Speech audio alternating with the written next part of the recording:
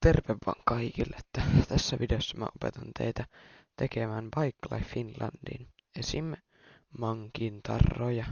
Mä teen tässä mankin tarrot, mutta tää sama tutoriaali toimii niinku derbiin ja näin muihinkin. Joten eiköhän lähetä tekemään. Elikkäs ihan ekana teillä pitää olla tämmönen Bike Lifein Discordi. Täältä löytyy kaikki. Mä voin heittää linkin descriptioniin.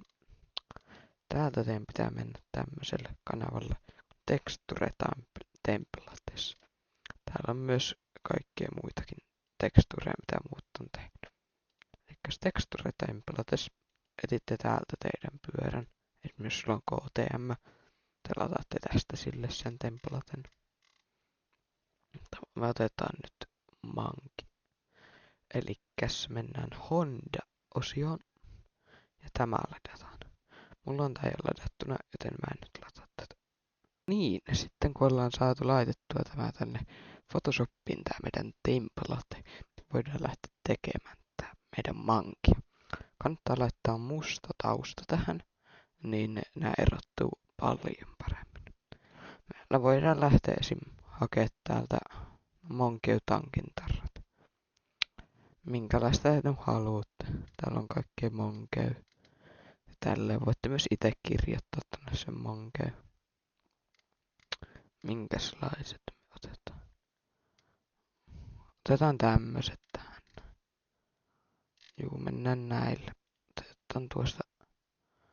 Voidaan vaikka ottaa kun tuossa on 2. Niin otetaan kuvakappaus työkalulla. Näin se tuonne. Sitten voi vaikka kopioida tuosta. Noin. Heitetään se tuonne. Sitten meillä on tässä näin Monke. Sitten menette tähän teidän tankin kohdalla. Etitte kohan, mihin työ haluatte sen. Esim. Mä laitan tuohon. Ja jos haluat esim. Mustan tankin, painat täältä poista tausta. Sulla lähtee taustaveksi. Nyt siinä ei ole tausta, niin jos mä lähtee esim. Musta, niin siellä näkyy vaan se tankin tarra. Otetaan toiselle puolelle sama. Tuosta noin. Tai voi olla vähän tolleen noin. Katsotte, että se on oikealla kohdalla. Noin. Oiskohan se? Se on kyllä aika paljon isompi. Laitetaan noin se tuo. Ja sitten tästäkin poistetaan toi tausta. Nonni. Tähän voitte tehdä myös, jos haluatte penkki jotakin. Tuossa on penkin sivuosat. Tuossa on vissiin takaosa. Ja tuossa on sivukoppa.